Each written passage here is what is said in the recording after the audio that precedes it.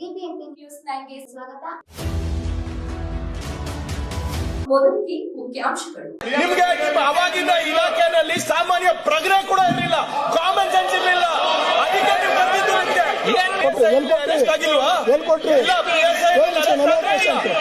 ಎಷ್ಟು ಮಂದಿ ಮಾತಾಡಿ ಮಾತಾಡ್ಲಪ್ಪ ಎಂತ ಚರ್ಚೆ ಮಾಡಿ ಟೈಮ್ ವೇಸ್ಟ್ ಮಾಡ್ತದೆ. ನಮ್ಮ ಸರ್ಕಾರ ಆಯ್ತು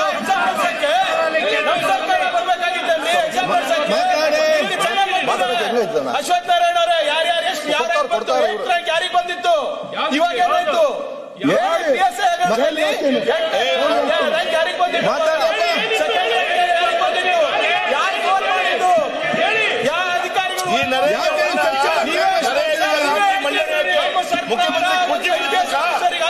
ಅಲ್ಲ ಬೇಕವ್ರೆ ನಿಮ್ಗೆ ಚರ್ಚೆ ಮಾಡಬೇಕಾ ಬೇಡವಾ?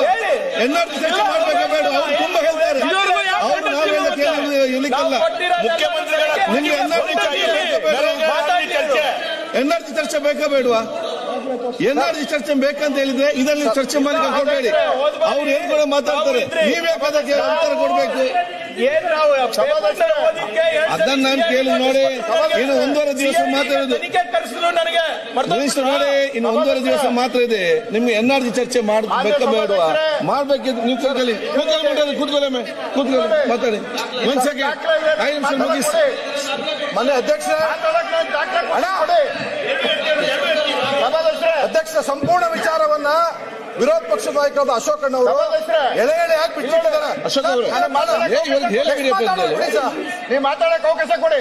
ಇಲ್ಲ ನಾನು ಕೊಡ್ತೀನಿ ಕೊಡಿ. ಆಯ್ತು, ಅವ್ರ ಕೆಸಲ್ಲಿ ಕೊಡಿ, ಕೊಡಿ, ಆಫೀಸಲ್ಲಿ ಕೊಡಿ. ದಾಖಲೆ ಕೊಟ್ಟಿಲ್ಲ ಅಂದ್ರೆ ಕೇಳಿ ಸಮಾಧಾನ ಮಾತಾಡಿ. ಮುದತ್ತಣ್ಣ ಒಂಚೂರು ಕಂಪ್ಲೀಟ್ ಮಾಡ್ತಿದ್ದಾರೆ. 1 ನಿಮಿಷ.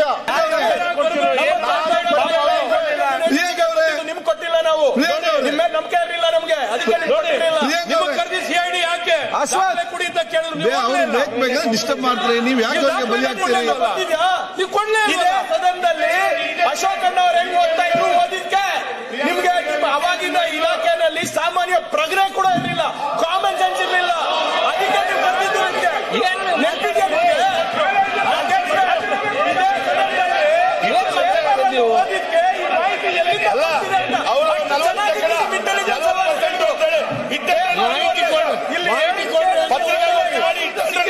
ಮಾಹಿತಿ ಕೊಡಿ ಅಂದ್ರು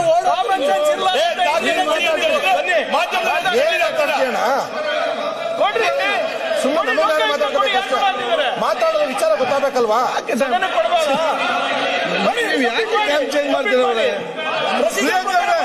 ಅವ್ರಿಗೆ ಇಂಟ್ರೆಸ್ಟ್ ಕಡಿಮೆ ಇರ್ಬೋದು, ನೀವ್ಯಾಕೆ ಈ ರೀತಿ ಮಾಡ್ತೀರಿ? ನೀವೇ ಮಾತಾಡ್ತದ ಈ ಅಬಕಾರಿ ಚರ್ಚೆನ ಮುಗಿದೋಗ್ತಾ ಇತ್ತು.